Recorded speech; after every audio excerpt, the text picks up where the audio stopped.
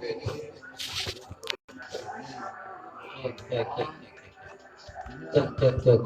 Satu. Silakan duduk, Bapak Dokter. Ada Pak Nur Hadi itu. Juru syuting.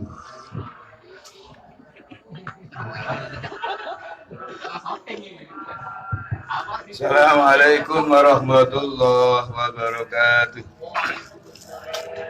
أعوذ بالله من الشيطان الرجيم بسم الله الرحمن الرحيم إلى حضرة النبي المصطفى سيدنا مولانا محمد صلى الله عليه وسلم وعلى آله وأزواجه وأولاده وذريته وإلى روح سيدنا أبي بكر وعمر وعثمان وعلي وعلى بقية الصحابة أجمعين لهم الفاتحة.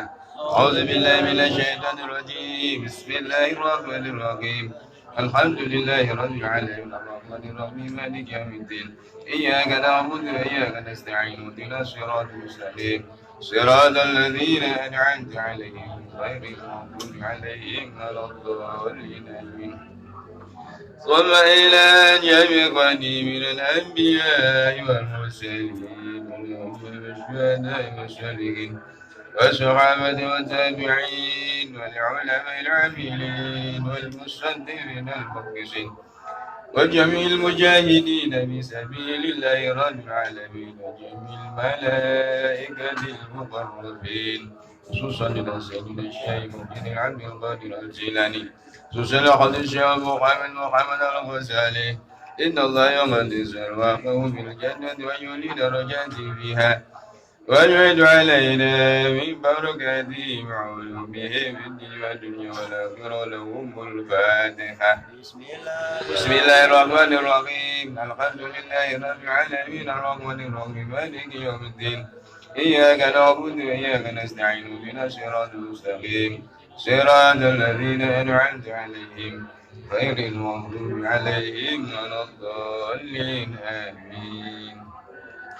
ثم إلى جميع القبور من المسلمين والمسلمات والمؤمنين والمؤمنات أينما كانوا من مشارق الأرض إلى مغاربها بريا ومغربها يا الله خصوصا إلى آبائنا وأمهاتنا وأجدادنا وجداتنا ومشايخنا ومشايخ مشايخنا وأساتذتنا يا الله ونخص خصوصا المبادئ وزجد رسولهم وفرعهم اللهم اغفر لهم وارحمهم وعافهم واعف عنهم لهم الفاتحة. بسم الله الرحمن الرحيم الحمد لله رب العالمين الرحمن الرحيم مالك يوم الدين إياك نعبد وإياك نستعين اهدنا الصراط المستقيم صراط الذين أنعمت عليهم غير المغضوب عليهم ولا الضالين آمين. ونخص خصوصا إلى نبي الشيخ زين الدين المالكي يا الله نفعنا بعلومه وببركاته له الفاتحة. بسم الله الرحمن الرحيم الحمد لله رب العالمين الرحمن الرحيم مالك يوم الدين إياك نعبد وإياك نستعين اهدنا الصراط المستقيم صراط الذين أنعمت عليهم غير المغضوب عليهم ولا الضالين آمين. بسم الله الرحمن الرحيم. Faslun fi akamis sholati. Jadi ini kan ketika kita kemarin membahas surat Al-Baqarah bahwa ibadah yang diterima itu ibadah yang dilakukan memang semata-mata liwajhillah lillahi ta'ala, murni ikhlas ya, mujaradut taqarrub, semata-mata untuk mendekatkan diri kepada Allah. Yang kedua syaratnya bahwa muhsinun semua ibadah-ibadah tersebut harus dilakukan sesuai syariat yang ada. Tentang sholat misalnya ya harus sesuai dengan panduan hukum-hukum sholat. Ini ada sebagai tambahan kemarin itu sebagai tambahan, sering kita menyampaikan bagaimana orang yang terpaksa. Orang yang terpaksa sholatnya di akhir.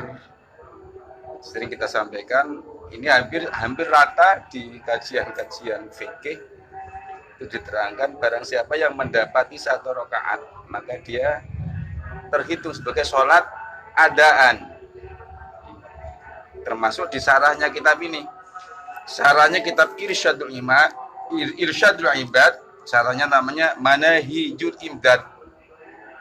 Di situ diterangkan ketika mensyarahi takhir ini, tatimmatun atau titimmatun, ada penyempurna.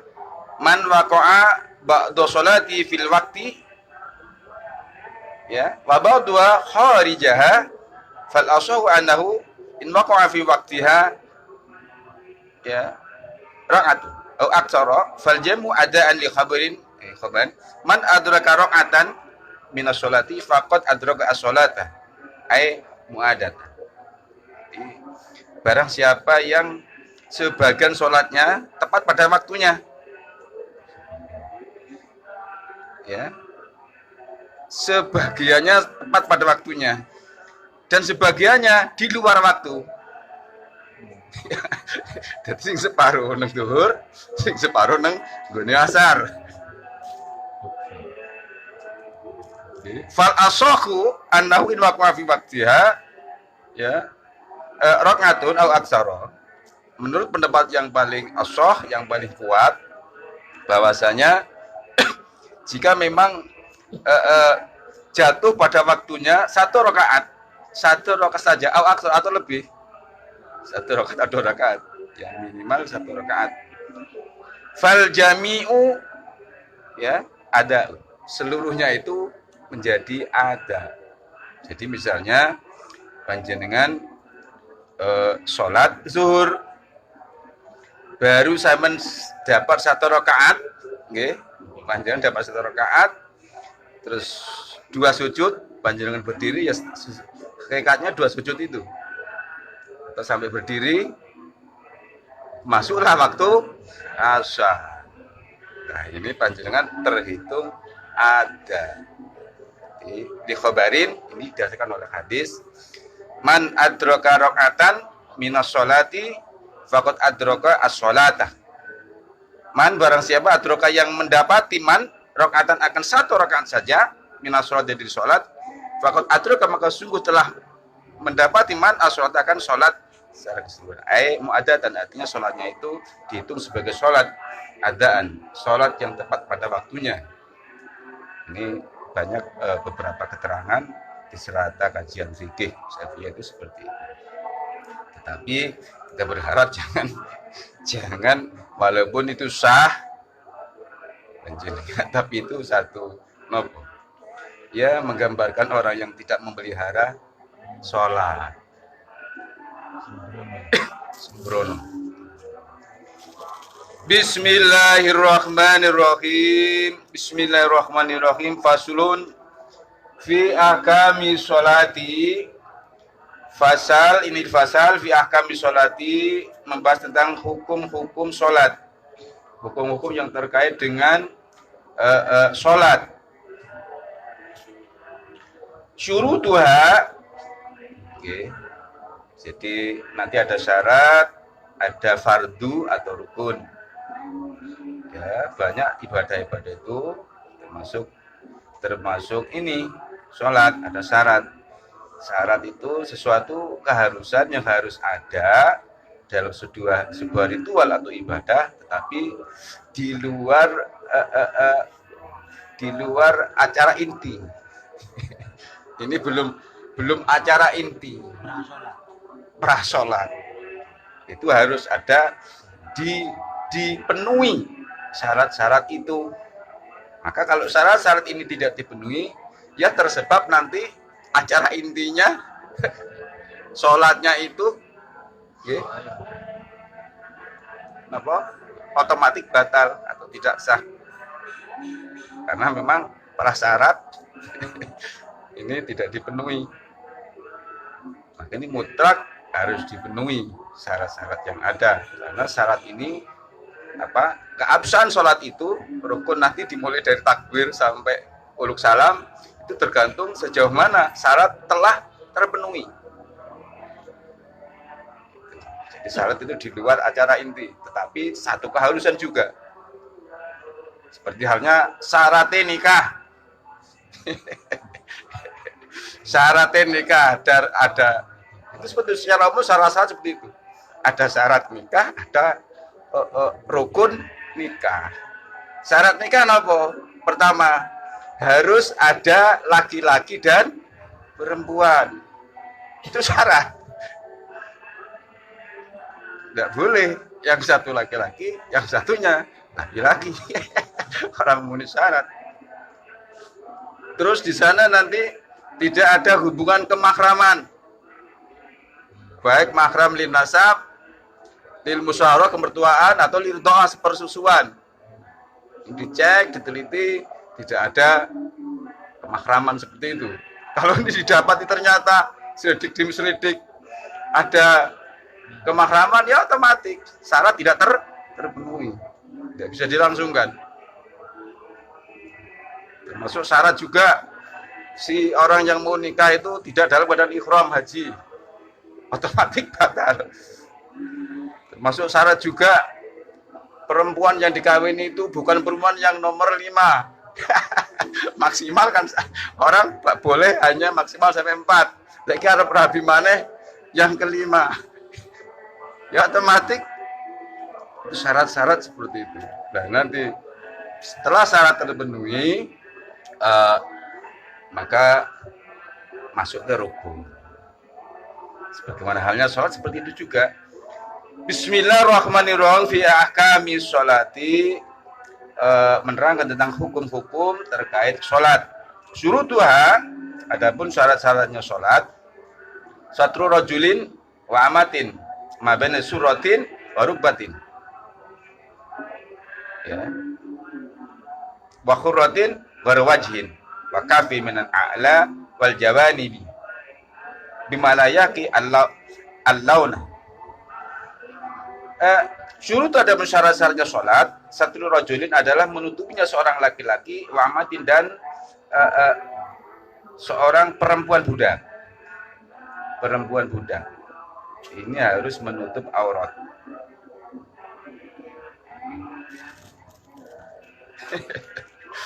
Jadi sholat itu harus menutup aurat. Nanti ada juga dibahas bagaimana kalau tidak punya tutup. Ya harus sholat tetap. Panjenengan kalau tidak ada air sebagai gantinya adalah tayamum. Karena kalau punya pakaian ya seadanya atau bahkan telanjang sholat. Saking orang doing. Satru rajulin adalah menutupnya seorang laki-laki, wa amatin dan perempuan budak. Sekarang sudah tidak ada budak perempuan. Apa ketika itu laki-laki? Ma baina suratin wa rukbatin. Apa-apa ya anggota tubuh baina suratin yang ada di antara pusar, udil, wa rukbatin dan lutut dengkul. Udil, lutut, pusar itu dan juga dengkul tidak termasuk aurat. Apa yang ada di petindu, udil ngisore titik, dengkul dure titik. Udile karo dengkule bukan apa. Ma baina suratin. Ini minimal. Ini berlaku laki-laki dan juga perempuan budak. Tapi sekarang perempuan itu sudah tidak ada.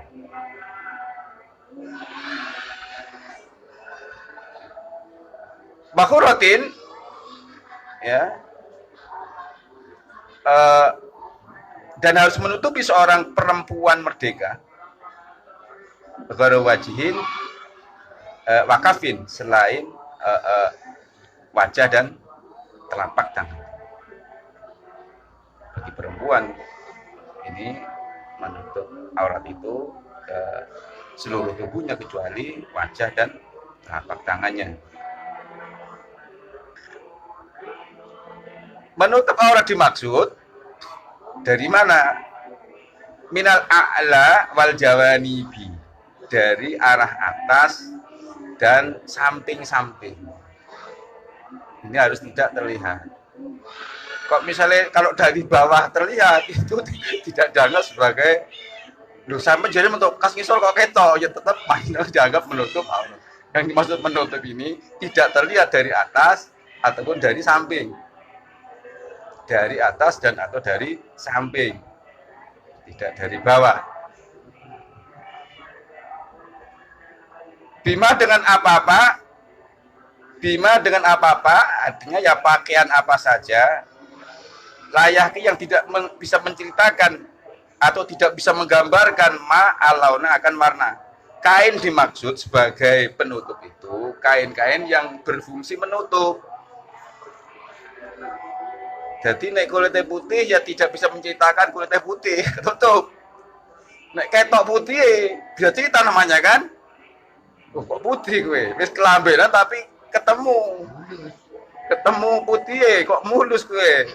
Nah berarti itu sama dengan tidak menutup. Ini kata-kata malayaki alauna, ya sesuatu tutup, ya yang tidak bisa menceritakan tentang warna orang yang bersangkutan. Kulitnya ireng, karena harus ditutupi. Ya nek warnanya kuning ya balik kuning, warnanya hijau balik hijau, raketok irengi. Lah kok ada kain tipis banget, gue tipis banget. Ya pakaian tapi ketok jeruane.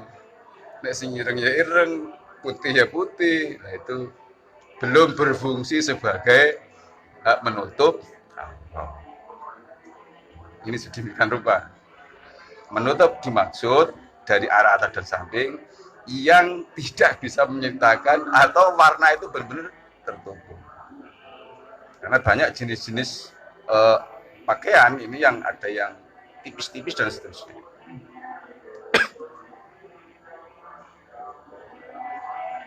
In qadaru, ya, jika memang mampu siapa salasa, in qadaru jika mampu apa salah ali atas semua. Artinya untuk bisa menutup aurat itu.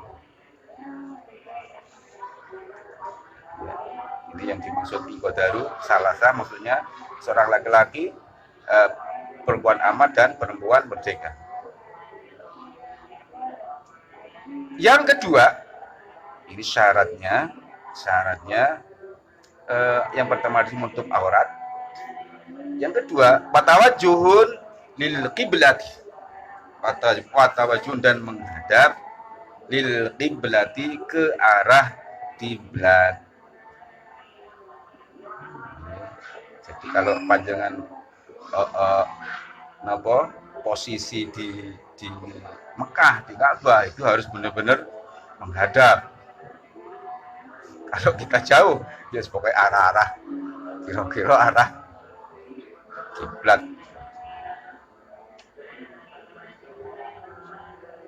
Ini satu keharusan. Artinya kalau ini tidak dipenuhi, ya kok tidak menghadap kiblat, ya tidak sah, karena ini syarat. Illa fi sholati syadil khawf, kecuali sholat ketika dalam keadaan sangat takut, pedih banget, ya. Termasuk juga ini tidak ada keharusan menghadap kiblat ketika orang itu terhalang atau sakit berat, dia sakit berat tidak bisa, ya posisinya sudah seperti itu, diulik-ulik malah Nah, posisi keadaan kondisi seperti ini bisa tidak harus menghadap kiblat. Jadi posisi sakit parah dan seterusnya itu termasuk ini sholat khauf. Sholat khauf itu mestinya dalam kondisi perang. Dalam kondisi perang itu ada sholat tidak ada keharusan untuk menghadap kiblat.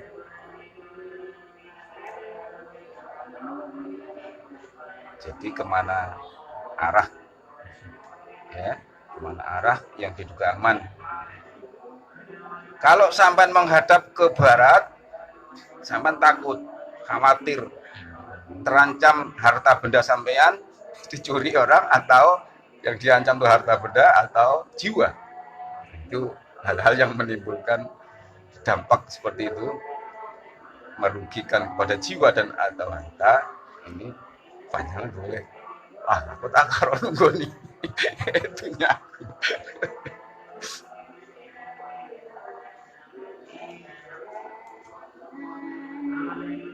Jadi ketika dalam keadaan kondisi normal biasa, ya ini wajib.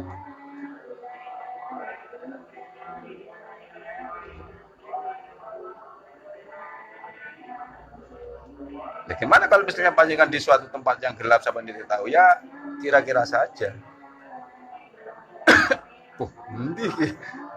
Sampan kalau di hutan, kita sering tidak di suatu tempat, saya sampai hari ini kalau masuk di kota Bondowoso, itu bingung. Bertahun-tahun lewat daerah situ, mesti nih sembiang karena di masjid. Seandainya tidak ada masjid, nih sembiang mesti madem ngidul. Itu kok iso ilang, iso berubah, termasuk curah mati. Oke, aku mesti bingung. Termasuk aku yang bangun itu lurus kalau ini. Kalau tidak ada petunjuk, ya berdasarkan keyakinan. Kalau memang ada petunjuk di situ, ya ikuti petunjuk yang ada, yang yakin. Kembali bahwa menghadap ke Alkitab ini menjadi syarat. Artinya kalau tidak yakin, ya benar-benar menghadap kiblat ini ya berdampak kepada tidak terpenuhinya syarat.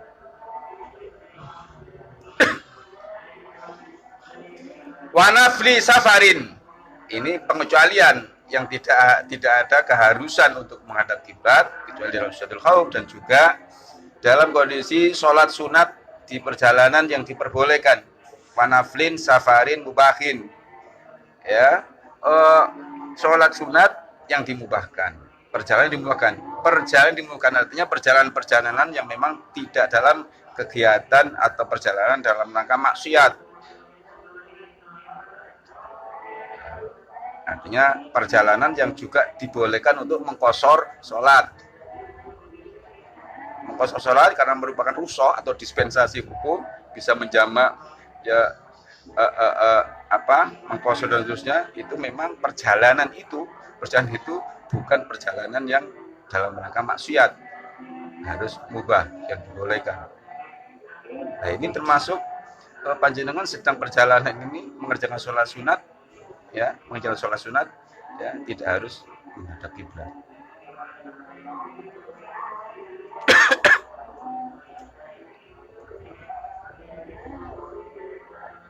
Bagaimana di perahu? Kalau di perahu, karena ini keharusan, ya pertama saja yang harus. Pertama menghadap kiblat, marino kan jalan, menggok, ya sudah, yang pertama saja, di awal saja. Tapi kalau sholat sunat, walaupun biasa, tidak itu boleh. Wa ma'rifatu dukhuli waktin walodhonan. Yang ketiga, syarat sholat ini, ia harus mengetahui masuknya waktu, sekalipun hanya menduga-duga bahwa telah masuk waktu sholat. Itu syarat, harus tahu. Tidak boleh tidak tahu. Kalau tidak tahu berdampak kepada tidak sahnya sholat itu. Harus tahu. Wa ma'rifatu dukhuli waktin, dan mengetahui masuknya waktu. Walau donan, dan sekalipun ya dugaan. Iya, harus punya dugaan kuat. Contoh misalnya dugaan, sama tidak punya jam. Kalau sekarang kan sudah ada banyak orang punya jam. Misalnya panjenengan ada punya yang terlatih, punya jago. Kalau pagi dia keluruk, itu terlatih, sudah teruji nek jago kuwi kloro iki mesti wis masuk subuh misalnya. Nah, ini informasi-informasi seperti ini. Ini sampai sudah masuk ke derajat yakin. Atau misalnya maghrib iki biasanya neng lowo penerbangan iki wis seperti itu. Jadi tidak boleh kosong. Tidak boleh kosong, pengetahuan tentang waktu tidak boleh kosong. Harus yakin dan walaupun juga ya yakin maksudnya juga yang mendekati yakin. Kalau ternyata salah, ya berarti kosong. Belum bisa, belum gugur.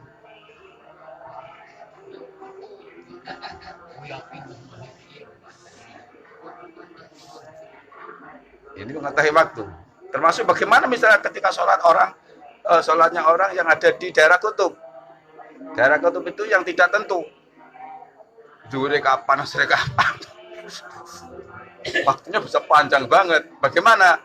Ya dia, daerah itu, daerah yang tidak normal, mengikuti daerah terdekat.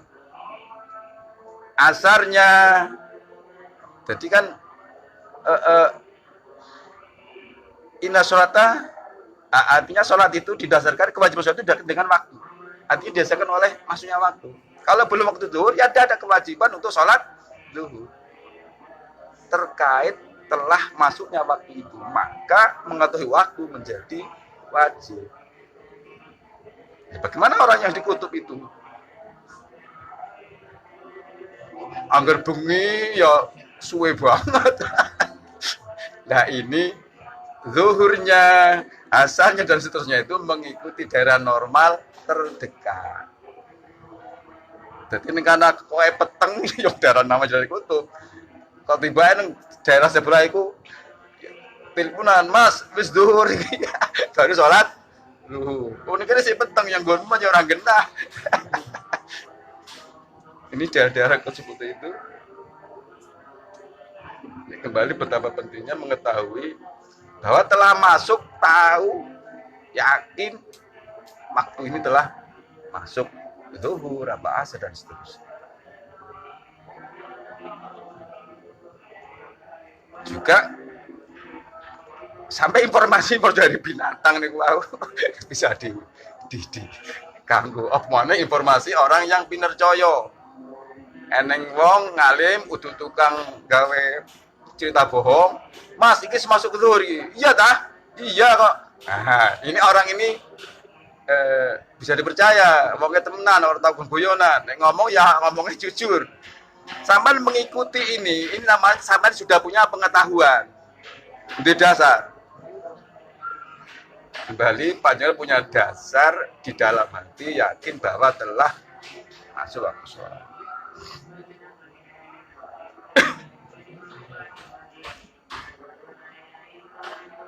Selanjutnya nomor 4 nggih. Wa ma'rifatu kaifiyatis sholati. Wa ma'rifatu kaifiyatis sholati, dan mengetahui tata caranya sholat. Ini syaratnya. Gambarannya bagaimana maksudnya mengetahui? Biaya rifa fardiyataha wa yumayyizu faraidaha min sunaniha illa fi haqqil amin. Ya, dengan gambaran biaya rifa, dengan gambaran hendaknya biaya rifa, dengan gambaran hendaknya si orang itu ya mengetahui biaya rifa, gambaran seperti mengetahui fardiyataha akan kefarduannya sholat, mana-mana ini yang masuk fardu, ya. Wa yumayyizu, dan bisa membedakan faraidoha akan fardu-fardunya sholat, min sunaniha, dari sunah-sunahnya sholat. Ini yang fardu, ini yang sunahnya, harus bisa membedakan. Ini maksudnya makna lebih lanjut dari tahu tentang tata cara sholat. Mengetahui tata cara sholat termasuk mengetahui mana sunah-sunahnya, mana fardunya. Ini bisa berdampak masalahnya nanti. Ketika ini fardu kok diniati sebagai sunat, berdampak. Kalau sunat diyakini sebagai fardu tidak apa-apa, tapi kalau fardu diyakini sebagai sunat, oh ini masalah.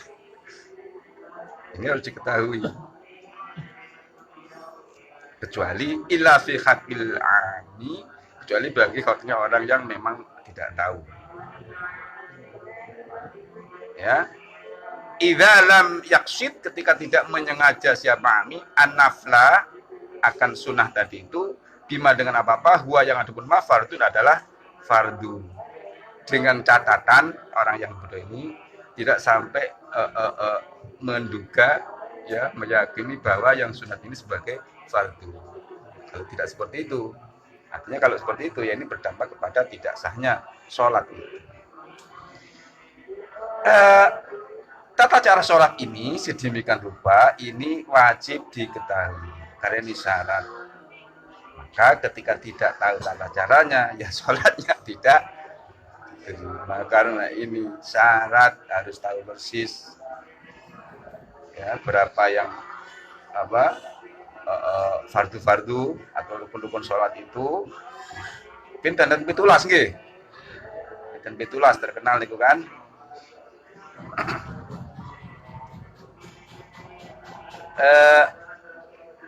Ini harus tahu.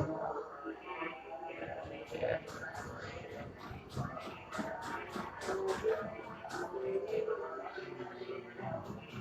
Selanjutnya wa taharatun an hadasin. Wa taharatu badanin.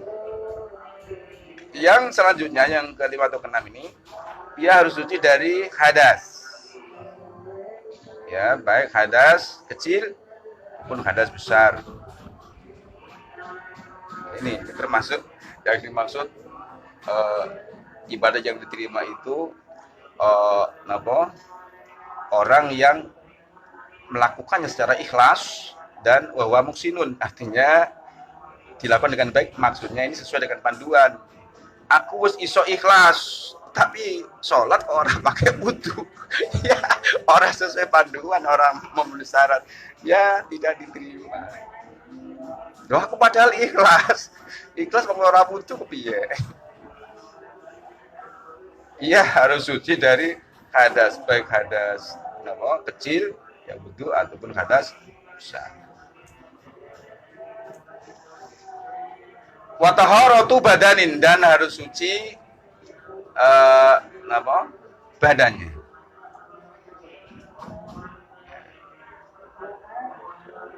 Suci biasanya memang ketika kita berwudu itu dibersih dulu memang, terkait barangkali ada hal-hal yang najis di badan kita. Setelah badannya suci baru dilanjut berwudu. Wamal busin, dan pakaiannya. Wamal busin dan pakaiannya. Wamakanin, dan tempatnya suci dari apa? An najisin, dari najis. Ini syarat. Setelah panjenengan selesai sholat, atau ketika panjenengan sholat, ternyata ada orang di luar sampan itu orangnya baik, bahwa ada tembelek lah, ada najisnya itu pakaiannya, itu langsung boleh didulip lah ya wong itu. Leren sampai sembilan. Jadi leren kok terus wae. Kuwi lho klambimu eneng tembelek kayak gederam. No, ini dasar. Atau sampean setelah selesai sholat, nggih, tahu-tahu loh, klambiku sing tak nggo mau jan tembelek lahan cung gederam iki. Ya, sholat lagi. Karena ini syarat itu harus terpenuhi. Kalau ini tidak terpenuhi, berdampak kepada sholat itu tidak sah.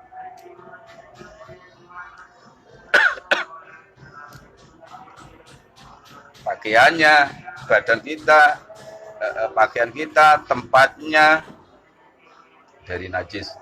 La andabi nahwi burgusin, tidak seperti najisnya darahnya seperti nyamuk. Kalau seperti nyamuk itu ada darahnya, itu tidak tidak berdampak, dianggap najis yang ma'fu, dianggap sulit, kemurahan. Hal-hal biasanya hal yang sulit menghindar itu justru tidak apa-apa.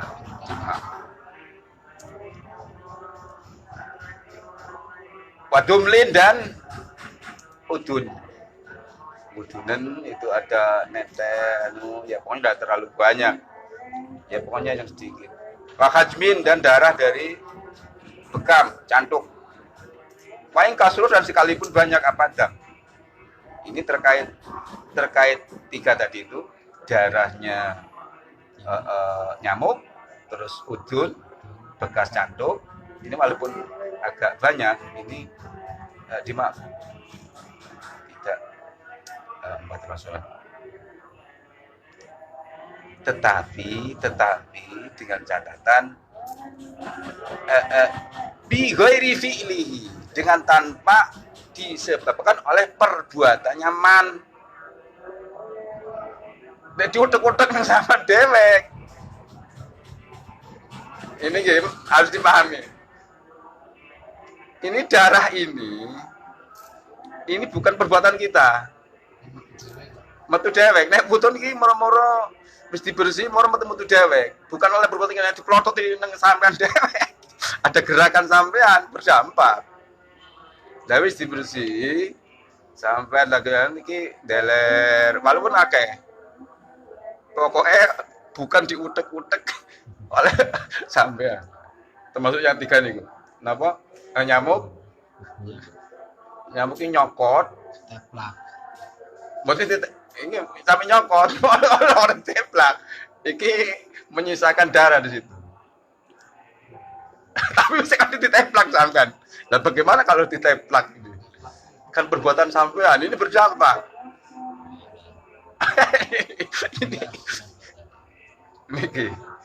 Sampai dicokot, moro mblayu nyamuke. Nah di situ bekas kan metu getiye. Iki mblayu. Aku kono ngerti arti kamplong sampean.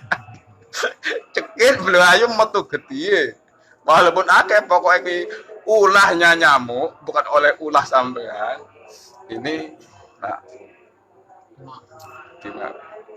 Nyamuk tadi itu udun juga bekam. Ini catane bi ghairi fi'lihi, dengan tanpa disebabkan oleh perbuatannya man orang itu. Berarti kalau disebabkan oleh perbuatannya man, dia berdampak. Jadi tidak maaf.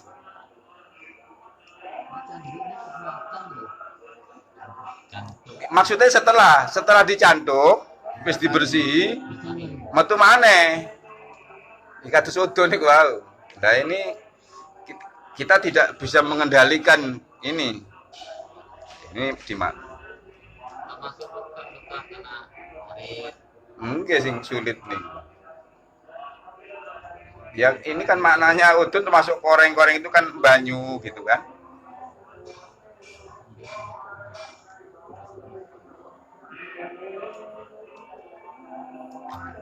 Wala angkoli lidami ajnabiyin.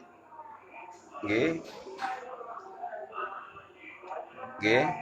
Wala angkoli lidami ajnabiyin, dan tidak disebabkan dari sedikitnya darahnya orang lain.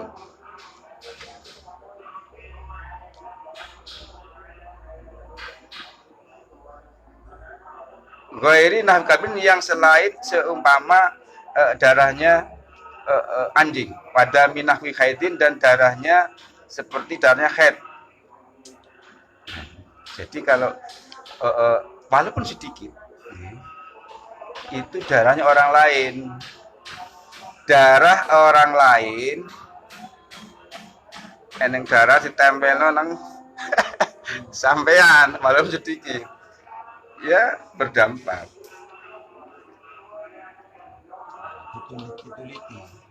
Walaupun sedikit, kalau ini darah orang lain atau seperti darahnya anjing, darah khaid, ada darah khaid ya milik orang lain, ya darah lah ditempelkan. Wala an rausin, dan tidak juga dari tembelek. Walaupun sithik nek jenenge tembelek iku ya batal. Iki niku wae contone. Saben salat kok ening tembelek kayak lambene kancane weruh. Ih, tembelek kan itu langsung dole. Mas, berhenti saja. Apa Mas? Aku sedang munajat. Berhenti. Jadi tembelek itu ya ini tidak yang termasuk yang dimaksud. Ini berdampak. Oke, rausin tembelek, wabaulin, kencing.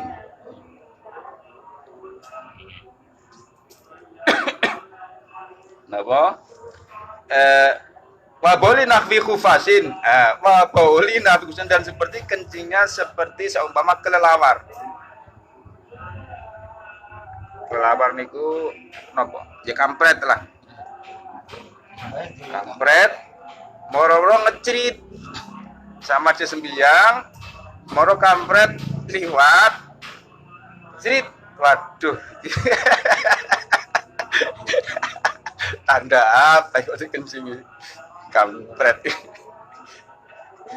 Lah iki batal salah. Panjenengan mandi ganti pakaian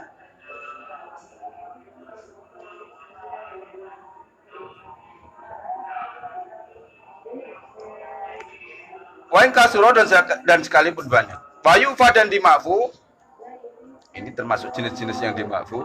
Wayufa dan dimakfu artinya dianggap tidak apa-apa, diampuni maksudnya. Apa anzar kitu yurin ya apa tembeleknya seperti ya jenis-jenis burung fil masjid yang sering ada di masjid-masjid. Jadi tembelek burung yang biasanya di masjid. Berarti seperti burung gereja. Jadi jenenge kudu burung gereja jane. Burung masjid. Kudu jenenge burung gereja. Burung masjid. Atuyur fil masjid, berarti manuk sing nang masjid, berarti burung masjid. Nah ini tembelek-tembeleknya burung-burung seperti ini dimakfu. Wa in kasura dan sekalipun banyak beleduk, karena biasanya di dalam fikih itu dimakfu karena li umil balwa, karena yang beleduk sulit untuk menghindar dari kondisi seperti itu. Wain kasro sekalipun banyak apa darkin ya tembeleke manuk tadi itu dengan catatan malam ya'tamid ya selagi tidak menyengaja siapa man mula kau tahu akan bertemu dengan darkin. Nek sampean niat nyidek nyemek niat ini berdampak. Ini ada catatan, itu dimakfu dengan catatan malam ya tamid mula kau tahu, dengan catatan orang itu tidak menyengaja bertemu dengan darkin niku wau. Artinya moro-moro napa ketiban tembelek. Ya, min ghairi hajatin ya, dengan tanpa ada kebutuhan. Jadi misalnya kalau panjenengan di situ beleduk terus jenengan sapu terus tiba maning dan seperti kondisi-kondisi seperti itu ini termasuk tiba.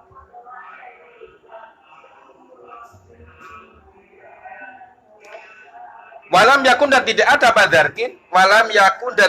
badarkin, tembeleke manuk tadi itu ya huwa ya ada pun darkin au masahu tang pinggirin niku atau perkara yang di amumasu atau perkara yang dikenai atau terkena oleh darkin rutoban dalam keadaan basah. Jadi maksudnya catatan tembeleknya burung-burung tadi itu dengan catatan dalam keadaan kering. Kalau dia dalam keadaan basah atau mengenai kepada benda, ini memasuki ini benda yang terkena itu dalam keadaan basah, ini tidak, Mak. Inilah ya, terkait syarat-syarat sholat, bahwa ini terkait dengan ketika nanti masuk ke rukun atau sholat yang acara inti yang diawali dengan takbir dan nanti diakhiri dengan salam. Sebelum itu harus terpenuhi dahulu apa yang dikenal dengan syarat-syarat tersebut. Ketika syarat-syarat yang ada itu tidak terpenuhi, maka ya berdampak sholatnya tidak sah. Semantan wallahu a'lam bishawab. Akhir kalam. Assalamualaikum warahmatullahi wabarakatuh. Allahumma shalli ala Muhammad. Allahumma shalli ala Muhammad ya Rabbi shalli alaihi wa sallim. Allahumma shalli ala Muhammad ya Rabbi shalli alaihi wa sallim. Allahumma shalli ala Muhammad ya Rabbi shalli alaihi wa sallim.